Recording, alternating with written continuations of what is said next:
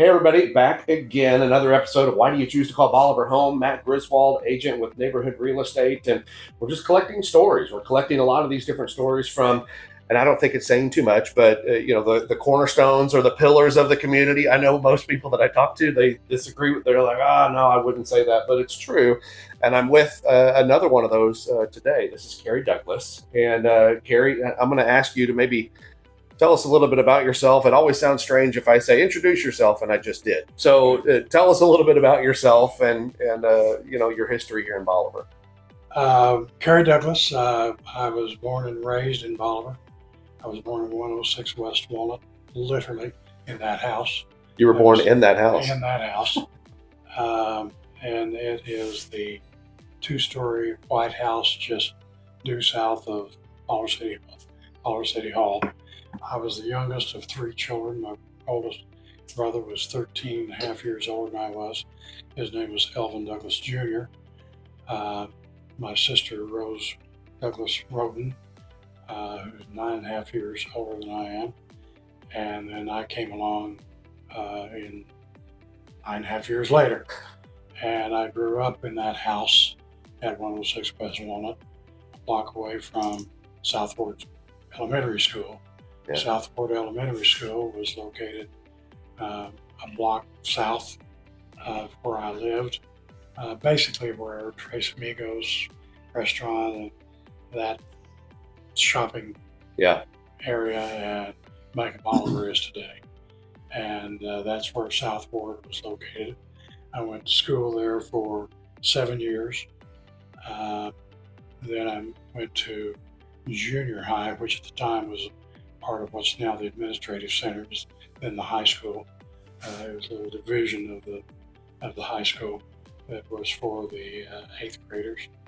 And then I graduated in 1964 from Bolivar, that high school. Yeah. What was Bolivar like at that time? It was very small, very conservative. No school dances. We had dances on the side that the parents would arrange or the kids would arrange, but it was very conservative. I never knew what a school prom was. Yeah. It was very conservative. The Southwest Baptist College at the time was here. It was very influential in the morals and conduct of the city affairs and business. Yeah. And when I left Bolivar, I frankly had no intentions of returning. That's a story I'll get to in a little bit. But can I make a connection to, Sure. Especially because I know that while we've been doing this, there's been a lot of people, they see who we're interviewing next and they're like, oh, I want to follow along with that. And of course, I just sat down with Rose Roden, which is another one of those, you think of Bolivar and you think of Rose Roden. I mean, she's just one of those faces. And I've known you, or at least of you, my whole life. I've known Rose my whole life. And I found out yesterday you're siblings. Yeah. How is that such a secret? Well, there's such a age difference in us that I left Bolivar in 1964. Rose returned in, 60 probably. Yeah. And so 59, I guess. So we were separated a long time. And when I moved back, people that had lived here forever and knew the family knew us, but people who had not or didn't know the family well just didn't know we were siblings. Yeah. It was very, very common for people that we both knew really well to not know that we were siblings. Wow. And there's another connection too. Of course, if you've been following along with this, you saw the interview with Louise Wimberly. And you said you've known her since 1964? Well, 1960, actually. 1960, okay. I think if you said that during the interview, she said she moved to that brick house on Main Street in 1960. And I lived in that two-story house where I was born up until the time I went to the University of Missouri in 1964. Bolivar was an interesting town. For example, when it snowed, which was a lot more common than it is currently. Yeah. If it was enough snow, the city would block off Main Street from Maupin, which is the east-west street at the just north of the Bank of Bolivar Yeah. area there, all the way down to what's now the post office, and they would block that off, and that was for kids to go sledding. That's great. And it would, as so long as it would stay cold and the snow compact, it was the kids' hill. Wow. And most people can't hardly believe that actually happened, but it did. That would have been right there on. And not only that, if it got a little patchy but was still cold, they'd bring out the fire truck, spray it down, and freeze it again. So the kids could keep playing. So they usually had a fire going in a burn barrel for kids to warm up and whatnot. And of course, I lived right there. My mom would bring friends in to warm up with hot chocolate or whatever. Oh, wow. So I love that. That was one of the things I really remember about Bolivar. So you were in Bolivar until you left to go to college. You went to MU. I was. And so what was your plan? You're breaking out of this place? Actually, no, that was not the plan. I when I left Bolivar, I didn't know what I was going to do. Okay. But once I got away from Bolivar, got to Columbia, got into the university life, met a lot of other people who had different environments than I did growing up. I thought, I don't want to return to a town that won't allow you to have a prom. Yeah. That suppress that kind of activity for kids that kids always enjoy. Yeah. And a lot of other things like that. And so when I got out of law school, which was 1970, I stayed at Mizzou for 6 years. I made up my mind. I was married in the meantime. Going back just a little bit, I started dating my wife, Cinda, the mother of my two sons, when she was in 8th grade and I was a freshman in high school. So that was my primary good memories of Bolivar, to tell you the truth. That and sledding. Yeah. The stuff the kids do. We had a good time. Yeah. But then we ended up getting married in 1968.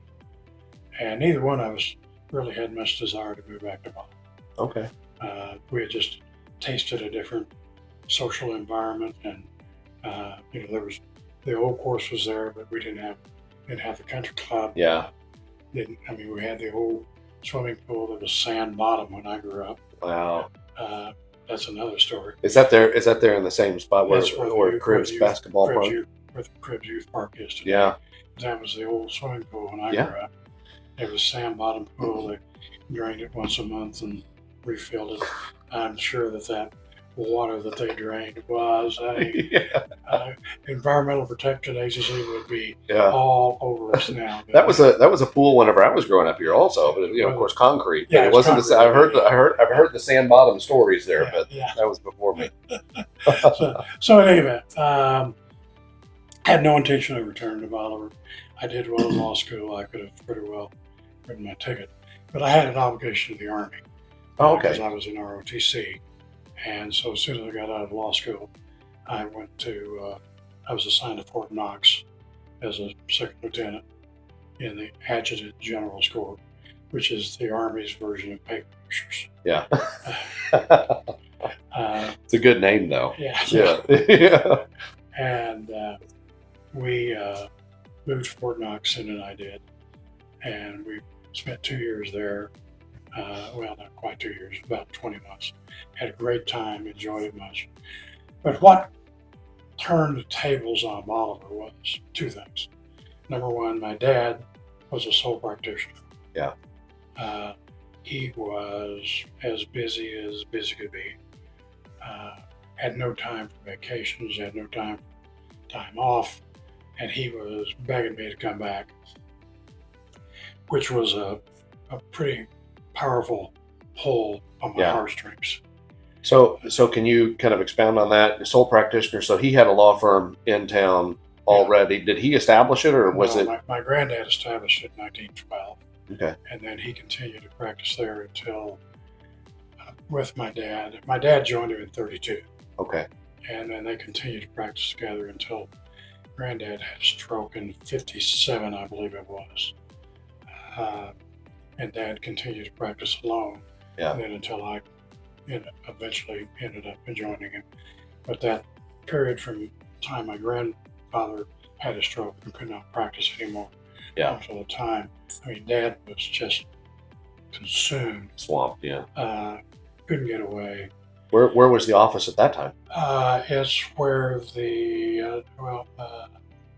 it was from 1912 until 3 years ago. It was located the same spot.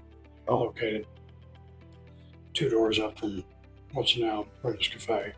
Okay. Yeah. East of British Cafe. So it was there for that long. Yeah, it was there. Oh, okay. I knew it was there. I didn't know.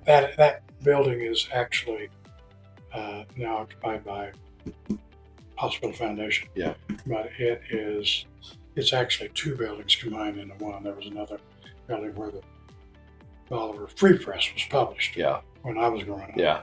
Before the Herald. Well, no, the Herald was in another location. Oh, okay. They were combined by Jack Zimmerman, Jack and Reba Zimmerman, and that would have been probably the late 60s, maybe. Okay. Maybe he bought both of them and combined them into the Bolivar Free Press.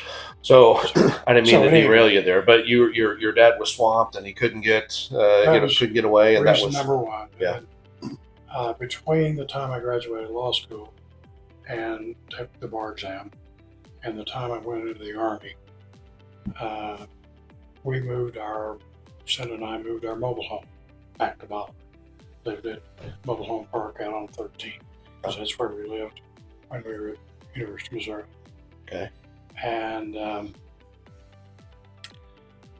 I studied for the bar there, helped Dad out working a little bit, and getting ready to go to the Army. We had no children at the time, so we were footloose and fancy free to do whatever we wanted to do. So anyway, there was a football game in September, Bolivar football game. Okay. Jim Sterling, later the editor, owner, publisher of the Bolivar Free Press, and his then wife, threw a after the game party and invited Cinda and I. And we showed up at his house, and lo and behold, there was young couple after young couple after young couple after young couple, many of whom I knew, some of them we didn't, because they moved back after we left town. Okay. And Cinda and I discovered, that the Bolivar we left was not the Bolivar that had existed. Okay. So we knew we planned to have a family. And even though I had done well enough to pretty well write my ticket, Kansas City, St. Louis, pretty well anywhere, without bragging too much, I could have, but I elected not to. And instead, I elected to return to Bolivar. Okay. How did your dad feel about that? Oh, he was overjoyed. It was like, happiness supreme. Yeah. And so in June of 1972, after I got out of the Army, we moved back to Bolivar, bought a house up in Lakewood Hills on Oakland, and I remember it well, $27,500 with an assumable 5.5% loan.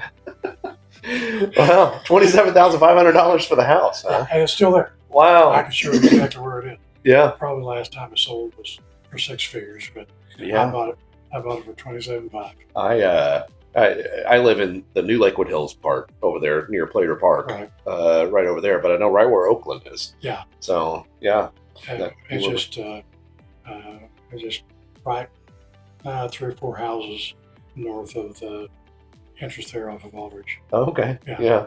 Yeah. This is an aside. Did Daybalts live over there Yeah. also? Their house was, let's see, either 2 or 3 south of my first house. I see. Okay. Yeah, I know where you are then. Yeah. Yeah.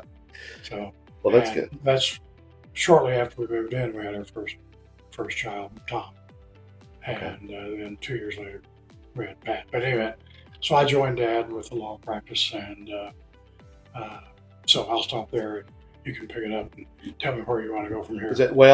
You mentioned Tom and Pat. Of course, Pat's following in your footsteps and Grandpa's footsteps. And so, what's it like having Pat practice? Kind of assuming that. Are you the? Well, it's great to have. It was great to have. He came back in 1999, and by then we had, I don't know, let's see, Gary, Lynch, Bernhan. We had 3 or 4 lawyers in the firm at that time. And then I was privileged to spend the next 11, 12, 13 years with Pat and I in the same office before I decided to retire. So it was great to have that period of time to mentor Pat, get him started. So when I retired, it was easy for me to suggest to clients that he was an option if they wanted to move their business over again. I know Pat, probably the best of all of them. What about Tom? Talk about Tom. Tom went to University of Missouri for 2 years. Well, started the 3rd year. He went up as a cheerleader. He tried out as a freshman, as a senior in high school. He was a gymnast. Small guy. I don't know how tall he is, not very tall. He was a gymnast and tried out for cheerleader when he was a senior in high school and was accepted. So he went up and was a cheerleader at Mizzou for 2 years. Oh, was he a drummer? Yes. Also, because I think this is he played drums in high school. It's going to sound weird, but I have a memory of Tom, and I'm pretty sure it was Tom. But as a junior high, I think I was in junior high when he was in high school. And they would come over, and the band, the pep band or whatever from the high school would come over to the junior high, and they played Wipeout. Yeah, and I remember Tom just doing that was him, right? And it was. It's a vivid memory of playing Wipeout. And if you haven't listened to Wipeout for a while, go back and imagine you're the drummer for that, because it was. I imagine you heard that a lot at the house as he's practicing that. But I thought that is very cool and exhausting all at the same time. So anyway, he dropped out of Mizzou at the beginning of his 3rd year. Could not find the degree he was happy with. He went through 2 or 3, and so anyway, he dropped out and hung guttering for a while for David Cribbs at Bolivar Installation, and then decided to go in the Navy, and that's where his life changed.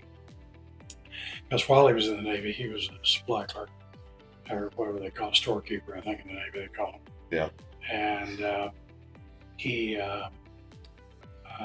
found that all their inventory was manual, and he thought, well, that's silly. I mean, so he started trying to set it up a little more efficiently and whatnot, which piqued his interest in computers. Okay.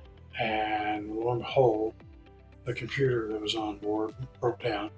The computer repairman that was supposed to be on board was not. So Tom has always been a tinkerer and a repair guy. Even when he was a kid, he'd take a radio apart and put it back together. Yeah. So he piqued his interest in computers. So while he was in the Navy, then he obtained his certification as a network engineer. And so when he got out of the Navy, went to work for a company called J-Mark Solutions in Springfield. And the guy that owned it, Jim Montgomery, worked with Tom, mentored him. And in any event, 3 or 4 years later, myself, Rose's husband Max, and another gentleman in Springfield went together and helped Tom buy the company. Oh, okay. Which is now called J-Mark Business Solutions. Yeah. And he has operated that for the last 25 years or so, successfully. Yeah. It was a very highly successful company. Yeah. He went from 5 or 6 employees when he bought it. He's got 135 now. So, Yeah. Yeah. Wow. He's doing well. yeah, so he's done well. And in the meantime, in 2008, I lost Senna to breast cancer. And Now your name is on the building across from CMH. I was just over at CMH a little bit ago, and right. so that which has been well, in 1976 or 7, a group, Jim Sterling, I think Mike Stevens may have been involved, Jim Sells, then president, SPU may have been involved. But anyway, the way it came about was, and if I'm going to put a plug in here for the book that Jim Sterling and I wrote, called The CMH Story. THB Dunnigan, then the president of Polk County Bank, now Mid-Missouri Bank, called Jack Zimmerman and Jim Sterling with the newspaper up and said, I've been looking at these records, these statistics, and he said, every town that has a hospital of anywhere near Bolivar size has fewer bank assets than we do in Bolivar. Why don't we have a hospital? Yeah. Well, so Jim and Jack went back and wrote an editorial.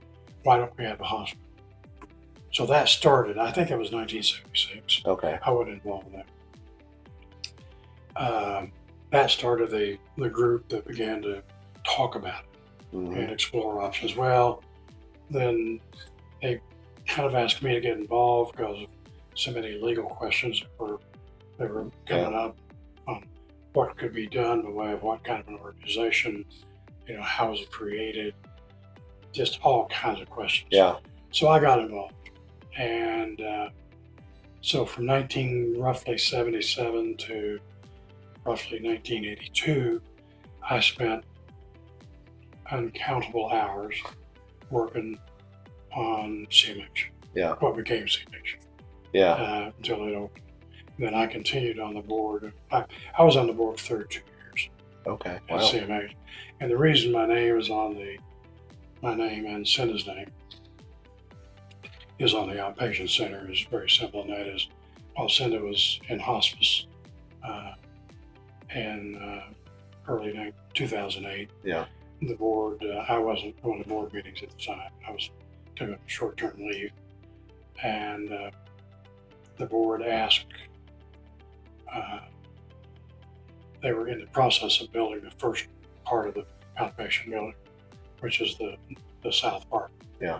And they asked if they could name it after me because of my work as chairman of the board and getting things started and being on the board.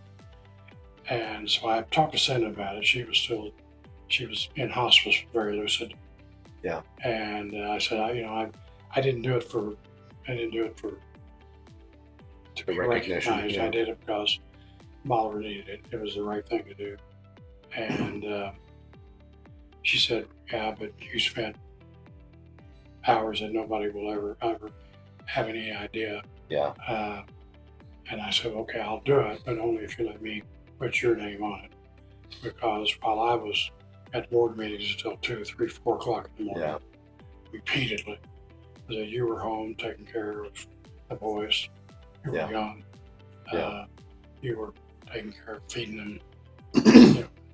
Everything that a parent should do, and I wasn't there to help. It's a team effort. That much. So I said, you're as much responsible for what happened as I am, together with many, many others.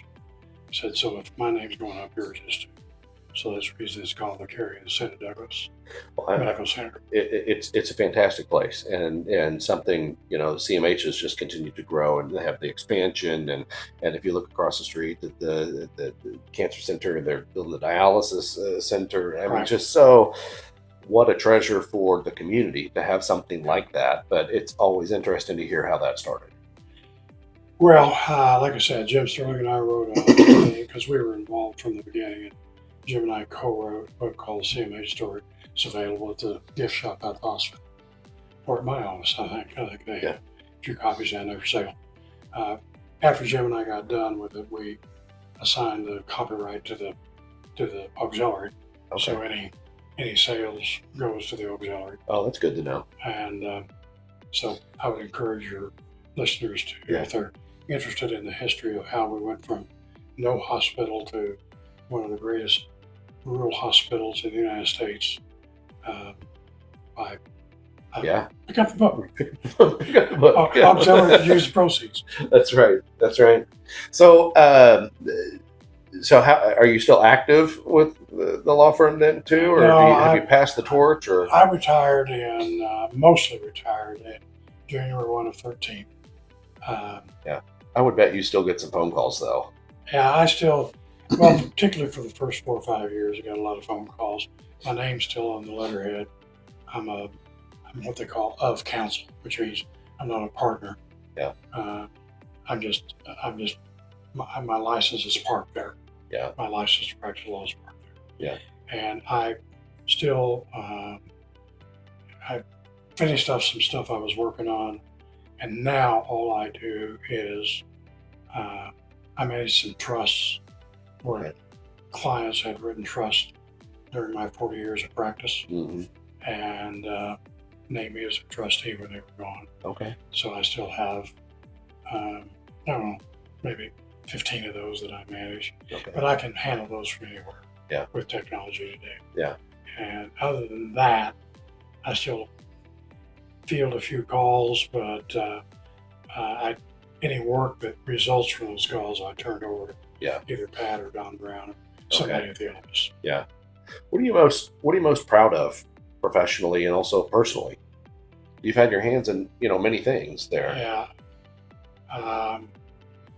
Personally, I guess I would start off by saying I think I was a good husband, good father. Even though I was away, once, particularly in the early years of the kids, with the hospital and whatnot, once I could, I spent a lot of time. I went to all their events, and I think that their success in life is a testament to their mother and I. Yeah. To some extent. Beyond immediate family, I think my work with the hospital is what I'm proudest of. Yeah. Bolivar was in desperate need. When we moved here, and that was a factor, should we move here or not. When we moved to Bolivar in 1972, there might have been 3 doctors. Yeah. Maybe 4, I don't know. But because it varied from time to time. Yeah. But medical care was pathetic. Yeah. It's hard for people who have moved here or who have been born, or since late 70s, early 80s, to understand how bad healthcare was at the time. Yeah. Now, that's not to say the doctors were bad, but I mean, they were there. They didn't have any of the tools. Right. They didn't have the specialists. Yeah. So basically, healthcare, except for routine care, was provided down the road, either at Cox or St. John's, now Mercy. Yeah. So I think that my work with the hospital is my greatest pride. Okay. Personally, professionally, I think my greatest pride is I was a pretty darn good lawyer. Yeah. I was very busy, represented a lot of people. Most of my clients came from referrals from other clients. Which always is good. I tried to take care of my clients. I tried to be always ethical. I tried to be honest with them.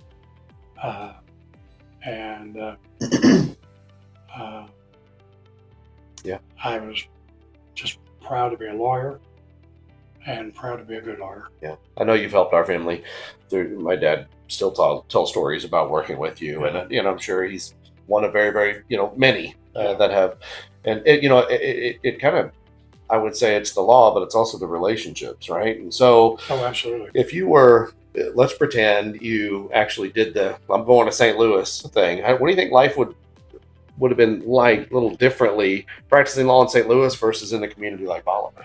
Well, it would have been totally different. Number one, I'd have been an associate in in a big firm, and they would have expected about 80 hours a week out of me and billing, and whether it was worthwhile billing or not, that's Right. what they expect. I think I would have climbed the chain, probably made a lot more money, but I don't think I'd have been near as satisfied and happy as I have been in Bolivar. Yeah. It's just, as my son died in 2008 breast cancer. I remarried a couple years later to her twin sister, Linda, which people that know me, people that don't know me laugh at that. People that do know me thought, yeah, everybody knew it was going to happen after Cindy died. And then, unfortunately, COVID got Linda in 21. So then I subsequently married been married a third time. And if somebody had told me when I was getting married at 21, barely, the first time to Cinda, that I was going to outlive 2 wives and marry a third, I would have told you were crazy, crazy nuts. Yeah. That just life did not go in the direction that, in terms of my personal life, that I had ever anticipated. Yeah. So I've had 3 great marriages, and Do you just have the 2 boys? I just had the 2 boys. I didn't want a third one to be out there, and we didn't mention them here, so I want to make sure we were I've got the good. 2 boys. I'm horribly proud of both of them, and horribly proud of my grandkids, and I've got 6 grandkids. 6 grandkids. Okay. Did Rose tell me she had, let's see, 17 grandkids. 17 grandkids? That was her license plate. What? 17 GD. That's good. And she has, I swear she said she had 30 great grandkids. I think that's right, because her great grandchildren are my great nephews and nieces. Yeah. And there's a bunch of them. I know that sounds weird, but it's just the way it works. Yeah. Plus, I have greats on my brother's side. Okay. So I think I've got like 35, 36. Yeah. I don't know, I've lost track now. Great. Yeah. Big family. Yeah. Big family. What's the Mizzou connection? Because Rose said all 5 of them went to Mizzou. Yeah. Both of my boys went to Mizzou. Pat was actually the 10th Douglas to graduate from Missouri Law School. Yeah. So what was it? Just it started. Nobody wanted to be the one to break it, or I guess I don't know. Well, part of it was out-of-state tuition. I mean, my dad always said, you are going to go to college, not college for everybody, but it is for you. Yeah. And you are going to go to college, and you're not going to go locally, because part of growing up is getting away from home. Yeah. And my dad insisted that all of us leave home.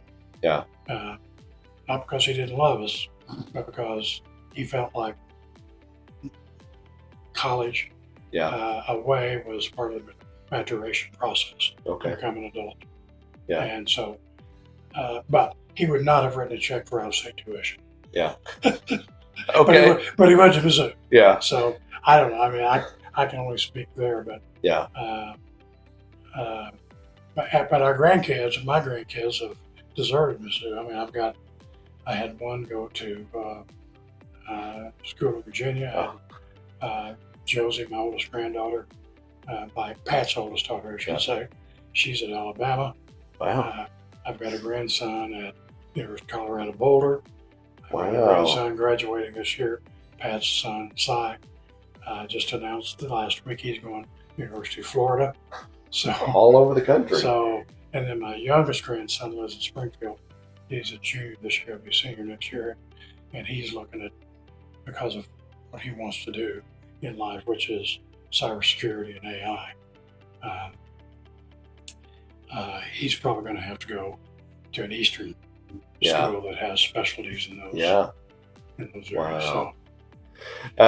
So now, we're at Silo Ridge, another one of those amenities of the community here. Like you said years ago, this didn't exist, and I was visiting with Mark Stevens, and Mark has pictures on the wall of opening morning of Silo Ridge, 6 a.m. and he's got the fog coming across the greens and things like that. And it was neat to hear those stories. But we're on your sun porch here at Silo. This is one of your favorite sitting areas. Oh, that's the reason I put in the mini split up there so I could sit out here year round. Yeah. And of course, on a good day, a good spring day, I just open up the windows and let the breeze come in. Yeah, and I joked with you, on the dog leg on hole number 1, I've been in this backyard several times, but it just comes with the territory. You build a house right here.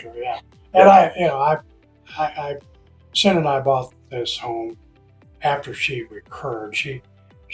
Her first treatment began in 96 or about, and anyway, she recurred 93, I'm sorry. Okay. 93, 94. And once she reoccurred, she knew the odds of her surviving for very long were not great. So we lived in a larger home with 20 acres. And she said, you don't have time to take care of this without me, so let's find a stand size. She was a golfer. She loved golf. She was involved with the initial investment group together with me. And so we looked at a couple of places that were available for sale out here at the time. Yeah. We chose this one. I've added on a part of it, and then I added on the sunroom. Okay. Yeah, it's a great spot. Would absolutely love it out here. Okay. They're going to have to carry me out feet first if I have my way. Yeah, I don't doubt that. So, we talked a lot about family, but I have a question too. So you ever think about golly, if there's something that I hope my kids take from me or my grandkids take from me, what's your legacy? What are you hoping that they? If you take from a community, give back. You don't just take. You don't just take. As I regret to say, I can't say that of all of our. A lot of people are more interested in taking than giving. Right. Let's put it that way. Yeah. And I'm not talking locally. I'm just talking generally. Yeah. My dad taught me, if you take from a community, if you make your living in a community is good to you, you need to give back either of your resources, of your time and talents. Yeah. And I've been fortunate enough to have some time and talents over the year. Well, I didn't have time, I made time. And in my later years, I had been able to financially donate, not large amounts. Yeah. I want my legacy to be that you don't just live in a community and take from it. Yeah. You got to give back. Yeah. In some way. Yeah. Maybe it's through maybe you can sing, maybe you can, maybe you can. It doesn't matter what you do. Yeah. There's ways that you can give back to the community. Try to pour into the community that's helped build you up at the same time. That's the legacy I want. I love that. You talked about, and this is before we started rolling, but you talked about you've been capturing your memoirs. Why is that important to you? Interestingly enough, before the tape was rolling, years ago, I got a call at the office from out of the clear blue sky from a guy who identified himself as, I can't remember his name now, it was Max something. But anyway, he identified himself as a Southern Baptist missionary back on leave, stationed or working with the Georgia Baptist Convention in Atlanta, I believe it was. Wouldn't swear to that, it was in Georgia. And he said that they had a Bible drive for people to donate Bibles that could then be taken out to the mission field or even the local outreach ministries. And he said, but there was one Bible that never left the shelf. Said it caught my eye, so I walked by it and I opened it up and I saw why it hadn't gone out because it was old, binder was broken, it was fragile. Yeah. And he said there was information in the Bible together with an obituary, who I believe is your great-grandfather. And I said, well, ask me a little more, tell me a little more. And he did, and he said, was your great grandfather named Sidney Albert? And I said, yeah, he was. And your grandfather was Tom Douglas, Thomas H. Douglas. Yeah. And your dad, Elvin? Yes. He said, well, I think this is your family Bible from your great grandmother and Wow. granddad. She said, would you be interested in it? And I said, yeah, yes. So he FedExed it. I sent him a prepaid envelope. He Yeah. FedExed it up to us. And Pat still has it. But inside was a obituary from the Bates County, whatever the newspaper was called up there at the time. This would have been, I don't know, probably early 1900s, because he was a Civil War vet. Wow. And it had his obituary, long, beautiful, flowing, wordy obituary, not like the obituaries you see today. I mean, he was a Confederate. Yeah. Fought for the Confederacy, captured, taken prisoner of war by the Union in West Virginia. Was paroled towards the end of the Civil War, but as a condition of his parole, he had to get out of the country. So he moved to Colorado, and the obituary said Mexico, which was now New Mexico, I'm sure. Yeah. And lived there until after the war. Wow. And then he returned, met and married my great-grandmother, Melinda Graham, whose father was a Missouri militia Union general. Wow. And then they moved to Bates County. He farmed and was a clerk there, which may be where my granddad got his interest in law. Okay. I don't know that, but it is a possibility. And they had a big family. Yeah. And he died young of the symptoms were, it had to be a stroke. I mean, there was no doubt. I mean, he lingered for a few days and then died and whatnot. But anyway, it piqued my interest. And I would never have known that. Yeah. But for a kind-hearted Baptist missionary walking in front of a Bible and saying, I wonder what that is. Yeah. Instead of just tossing it to the side, you made the phone call and that's great. These are facts I never would have known. Yeah. And so it piqued my interest. So as soon as I retired, that was my first project. I started working on my personal memoir. I thought, well, if I'm interested in my great-granddad's history, my great-grandmother's history, surely my great-grandkids might be interested in me and their great-grandmother. Yeah. So in particularly, even my grandchildren, Cinda died young enough that most of them, the three youngest ones don't remember her at all. Yeah. The three oldest ones have a vague memory. Yeah.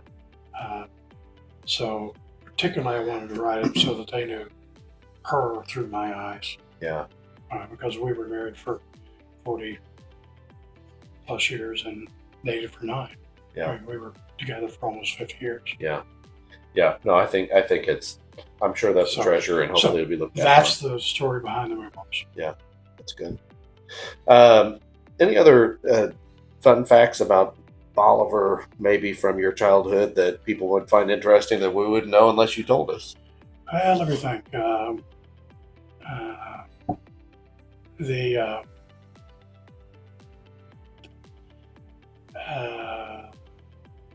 From my childhood. I don't want to put you on the spot, but yeah, well, my childhood, my grade school childhood, I should say, centered around a few close friends. Yeah. That all lived generally in the Bolivar, because we went to school together. Yeah. At Southport.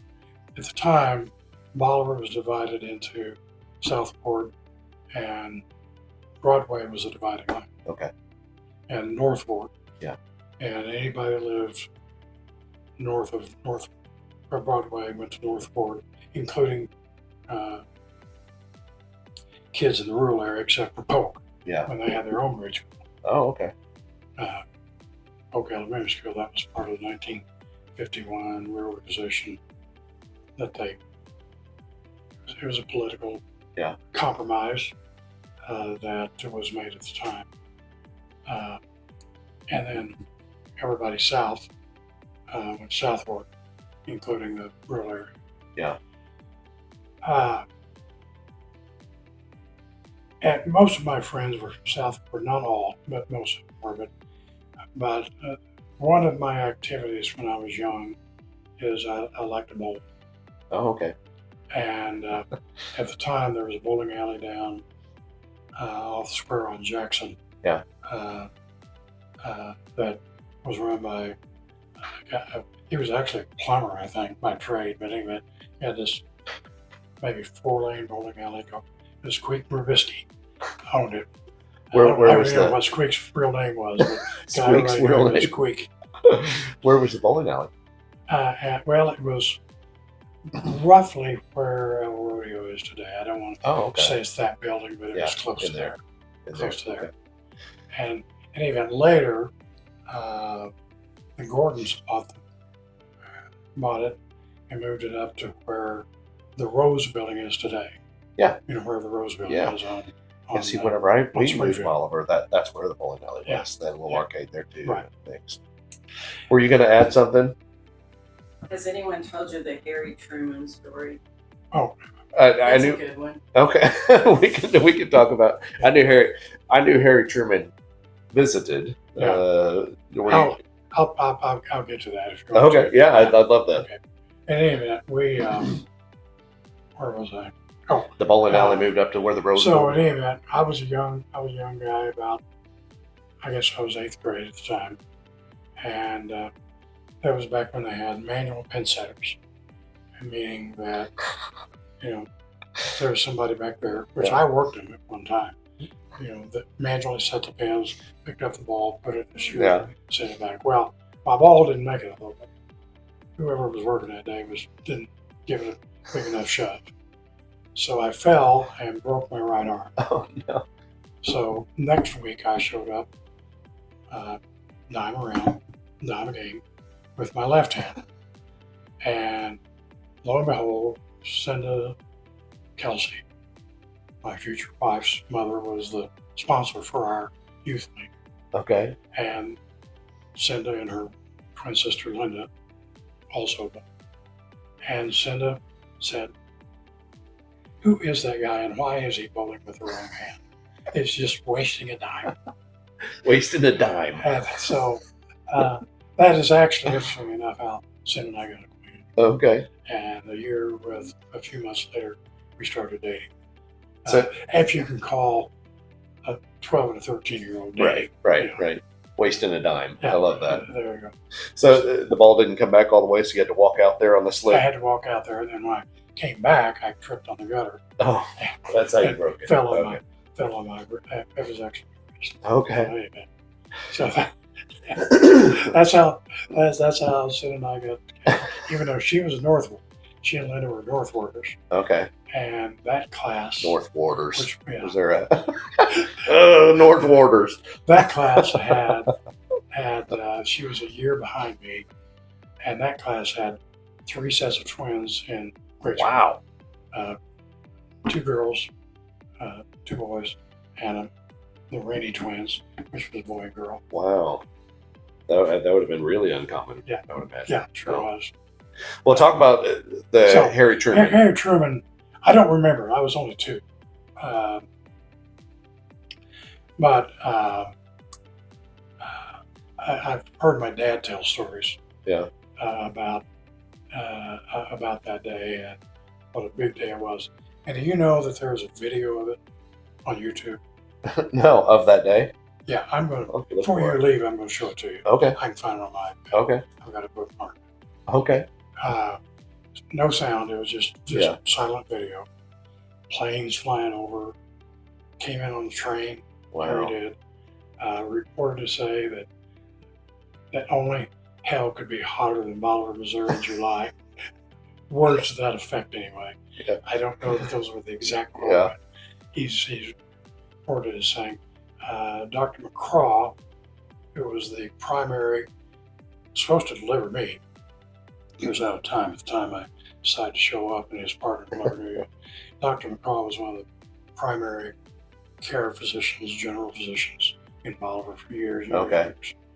And McCraw Coon Cater Clinic. Oh, okay. You probably knew of Ben Coon. Ben Coon, yeah. But McCraw started, well, I don't know whether he started it, but he and maybe one other guy started it. But up until early 60s, maybe even after that, probably after that, that was the primary clinic who provided my care. Okay. He was mayor at the time. Okay. And the video shows Harry Truman and Dr. McCraw all dressed up with their hats and whatnot. Yeah.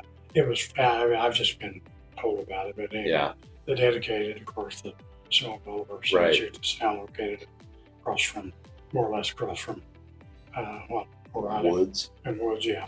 Yeah. Yeah. Yeah. Yeah. Yeah. Okay. But yeah, that's very. I've seen pictures. Yeah. Of him. I'll show you the video. Okay. Okay. It's intriguing. Yeah, I bet. I love the history of it. You know, the neighborhood real estate is in the Polk County Bank building, and of course, the office is right there where Dunnigan's office was. Oh, really? There too. Yeah, we're right there, right diagonally from you all. And you know, Mark Stevens would tell stories about how he would see the Dunnigan brothers being driven to work. They had the driver that would be driven to work there, Yeah. but he credits them for 47 or 8 Chrysler. I can't tell you what year it was. Black Chrysler. Yeah, but he would tell stories about, you know, that without them, SBU wouldn't be here, or the park, or CMH, or that type of stuff either. And so, talking about giving back to a community that's, you know, that they're credited for a lot of that. Do you have a recollection of? And as I just explained to you, Benton Dunnigan was probably solely responsible for getting the ball rolling on what is now CMH, just because he studied assets of the bank and compared it to population. Yeah, why don't we have those? Why don't we have that's those? good. That's good. And Mr. Dunnigan, Mr. Benton, Mr. John, as they were known as, Mark may have told you this story, but if you're, you know where the Dunnigan house is. Yes. And if you were an employee, then on trick or treat night, you could go to the Dunnigan house, and they had a bowl full of pennies, and the kids could, instead of candy, they got how many ever pennies they could hold in their hand. Oh, really? They put I never pennies got out for Halloween. Yeah, for Halloween. Wow. Well, you know, bowling was a dime a game. That's right. That's That's right. They paid for Friday night. The other, I think, kind of interesting story. The Dunnigans ran the Polk County Bank as kind of a personal fiefdom because they were the only shareholders. Yeah. I mean, they didn't have to account to anybody else. And so back in 1977, Cinda and I decided to buy a tract of land just north where the hospital is now. Okay. And Jim and Sue David and us went together. There was a 50-acre tract. It's just over the fence line there from where the SBU house is. Oh, okay. In any event, so I went to Mr. Dunnigan and told him what we were proposing to do, and said that we'd like to build our house there above the creek that flows across Highway 3 down there. And he said, well, John and I think about that. So I gave him a week or 10 days. That's what you usually did with Mr. Dunnigan. And went back and I said, I wondered if you, John, had a chance to think about that piece of land we'd like to buy. He said, well, yes. He said, you know, John and I drove out by there the other day, and we think that would just be a beautiful place for you to raise you and Cinda to raise your family. So we'll definitely approve your loan. Wow. That's good. So it had much more to do with what they how they felt about a perceived to personal. be of value. rather than ability of a young lawyer been in the practice for 5 years to be able to pay for it. Yeah. So is that where is that property? Is it right just past the hospital? No, it's right past. You know where it's a white house or red house, burgundy house with lots and lots of rock. And so if I pass the hospital, You pass the hospital on 83, past the first Oak Terrace. yeah, it's right. You go past there, Yeah, and then go down to the hill over the creek and look back up. It's at the top. I know the house you're talking about there. Yeah. Sin and I built that. Oh, it's a great house. Yeah. We started building 79, moved there. Yeah. Anyway, so Jim and I bought that 50 acres. There was a neighbor down below that wanted roughly 10 acres of it, 9.5 acres. We sold it to him out on the north side. Yeah. Okay. And then we split it up. Yeah. We split it up. The other 41 acres. Well, it's funny. Mark and I were having a good talk about the Dunnigans and how they, really held on to the money. They as bankers, they didn't approve many loans. They didn't approve many loans, so they had a lot of money. So you do that, but that's an interesting story that you told me there. But the flip side was that they donated the land for the initial land where the 20 acres where the original hospital was built. Of course, it acquired a lot more land after that. They gave the initial money for the first ambulance. They donated all of $50,000 for the initial artwork. Wow. If you've been to CMH and seen that mural of the old country doctor, they commissioned that. Okay. They donated the land for the park. They donated the land for the park back in 100 years ago. 9 or something. I don't know. It goes way back. Yeah. Donated land for the park. And here's an interesting fact that is meaningless to most people, but it means a lot to those of us who were involved in the hospital as we started up. We were looking for land once we figured out what we were going to do. Yeah. And we got our financing put together, and that was quite a struggle. But once we did all that, then we had to identify land. And there was a lot of interest in going out on the highway out south. Okay. So it'd be visible to visitors and passersby and whatnot. And for whatever reason, Mr. Benton and Mr. John just opposed that. Yeah. Said, we think it ought to be in a more peaceful, quiet setting, and we'll donate this 20 acres if you want to build it here. Which is what happened. Yeah. Now, the interesting fact about that is that later Medicare developed a program called Sole Community Provider. And a Sole Community Provider is a hospital that was not located within 30 miles of another hospital.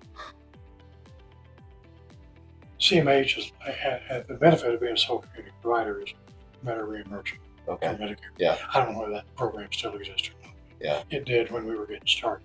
It was a big deal. CMH has now located is 31 miles from what was then Cox North, or I guess it wasn't Cox probably. Yeah. Whatever it was called then. I was operated there when I was a kid. I was at Haven, didn't matter. But the south side would have been within the 30 mile. Okay. Right? It would have cost us millions of dollars Wow. in reimbursement if we had gone south. Wow. We didn't know that at the time. Right. The program came along later. So wow. It's interesting. Blessing in disguise. Yeah. Well, I'm going to wrap it up here, and then I'm going to see that video of Kerry Truman. And unless there's something else you want to also cover, or no, thanks for coming. I'm glad to share what I remember about Bolivar. Bolivar is not the same town it was when I grew up. Yeah. The university makes a difference. CMH makes a huge difference. Yeah. Country club. I can tell you many people have moved here because of the golf course. Wow. just Yeah. because it's a great course, and looking people move to the Midwest and Yeah. say, okay, we've got healthcare, we've got recreation, we've got sports, Yeah. got a well a good reputation in the school system, Yeah. not just high school. Yeah. And I think a combination of all of those makes Bolivar the town it is, as opposed to many of the other communities around Springfield that are not really standalone. I mean, Bolivar's kind of standalone anyway. Right. I mean, people still go to Springfield. They go to the mall, and go out to eat, Yeah. go to the restaurants, to go to the movies if there's nothing on at B&B that they want to see. Yeah. But my point is that Bolivar's pretty well a self-standing community. Yeah. Very much unlike some of our neighbors. Yeah. Yeah. And that's huge. Yeah. Difference in making Bolivar what it is. Yeah. I appreciate that, and it seems like it's been a theme as well about what other people have echoed similarly to you. And so, if you're looking to buy property or a house or whatever in Bolivar or the surrounding area, I'd love to help you. Again, Matt Griswold, Neighborhood Real Estate. Till next time.